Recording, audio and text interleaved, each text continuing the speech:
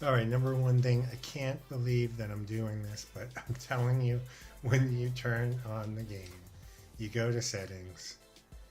It just annoyed me because I didn't do it right away.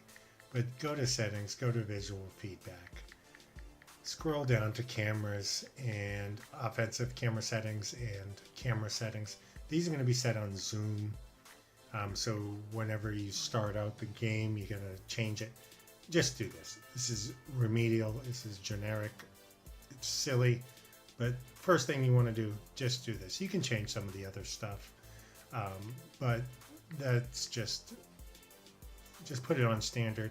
That way, once the play starts, you don't have to change the camera view. So I know it's easy, but just do it. All right.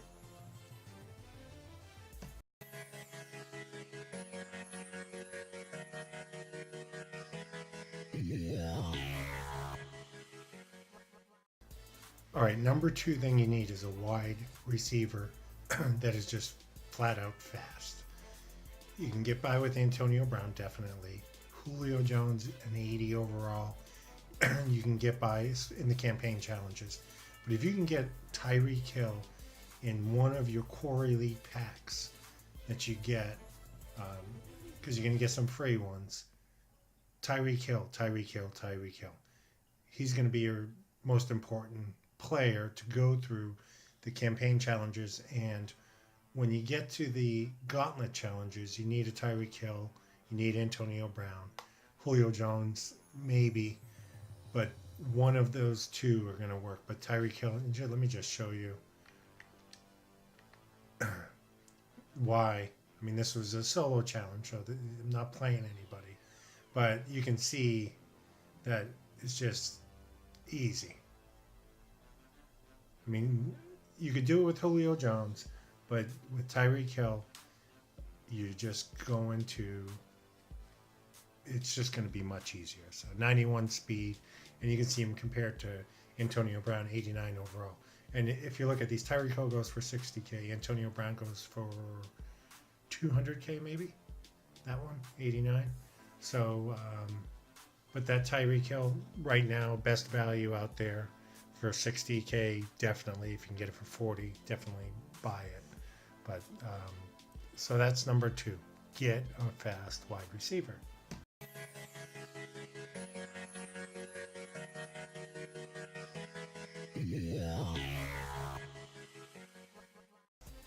All right, so number one is change the camera settings. Number two is get Tyreek Hill or Antonio Brown, Julio Jones to go through those solo the solo challenges. You need that fast wide receiver. Number three, cornerbacks. I think, and this is just my opinion, cornerbacks are going to be extremely important this year. And if you look at prices on the market already, they are. It's going to be pass heavy gameplay. I don't know for how long, but I know right now it's going to be pass heavy.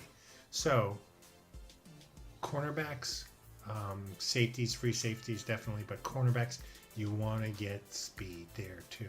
I know I said Tyreek Hill for wide receiver, but you want to get speed and cornerbacks. And, I powered up Darius Slay.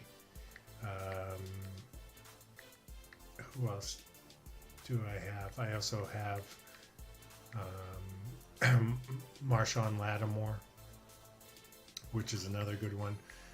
Marcus Peters, which is another good one. Just to look, let's just go through them. 83 for Lattimore, 83 speed for Peters, but 87 speed for Lattimore. 86 speed if you power up Darius Slay. Robinson, 81. And Jackson 86. Adoree Jackson. This is a good one. If you don't want to spend a lot of coins, you can get that one for probably 15K. He's an 86 speed. But when you start playing seasons, that's what you're going to need. Is you're going to need fast cornerbacks. Going to need it. And I've been using a lot more man coverage than zone coverage, especially for the first two downs. So really, man coverage, I think, is going to be more important at this point in time. than zone coverage, but it could change a little ways down the road. So focus on cornerbacks.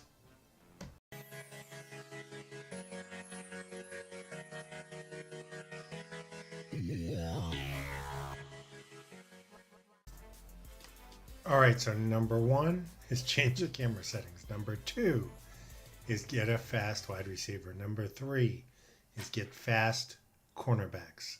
Number four, we're going to get into all right, you got to do the challenges.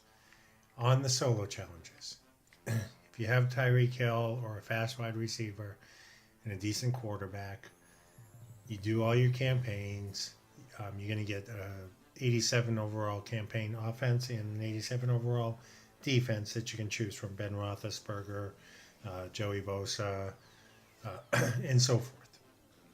So you get all those done, and maybe do your diamonds, and then what you really want to get to, if you just want to get to because I just hate doing these solos. If I can avoid doing all these training camps, if I don't need to, I'm not going to. But you want to get to this rookie gauntlet. And this rookie gauntlet you can do with, as long as you have the fast wide receiver, you can get the passing ladder done, passing countdown, and the scoring countdown. Those three, if you have the decent quarterback and a Tyreek Hill or an Antonio Brown, you can get those done. You're playing a 79 overall Washington Redskins. Now for the kicking ladder, you do need an 81 kicker to kick a 50-yard field goal. I don't know if you can get it done with an 80, but I know you can get it done with an 81 kicker. You got to do it full blast, but you can definitely do that. And then the scoring countdown, this one's a little bit more difficult, but as long as you can stop them, you can get this done too with a fast wide receiver. So if you do all of those and you've done your campaign, you do your diamonds. But on the rookie gauntlet now, your team should be about an 80 at least an 80. But now on the rookie gauntlet champion, you can pick one of these players: Baker Mayfield, DJ Moore, Vita Vea, Rashaan Evans, and Jair Alexander. All right, I think the smart play here is not going to be Baker Mayfield, unless you really like him. DJ Moore, he's definitely good, but most people are going to have a couple good wide receivers already. So, I don't know. He's an 87 speed, which is good. His stats are good. Definitely good. So if you do need him, yeah, you can take him. But I really think to save the most coins, you're going to go with the defensive tackle or the cornerback. One of these two. Defensive tackles go for a bunch of coins compared to everything else. Offensive linemen go for a bunch of coins, and cornerbacks are extremely important, especially on the good ones. And Jair I'm going to compare him to Marshawn Lattimore at 86, and he's definitely better. Now Marcus Peters is going to go for 55K. Lattimore, I'm going to say 70, 75K. So Alexander, you're looking at a 90 to 100K card, maybe more, maybe 120K card. So I really think that Jair is going to be the most important one to get, but either him or Vita Vea. So, do your challenges. Obviously you're going to pick whoever you want, but because I think it's pass heavy, I think that cornerback position is just, you got to be stacked there. You really do. So that's the fourth item. And I'm going to go on to number 5 next.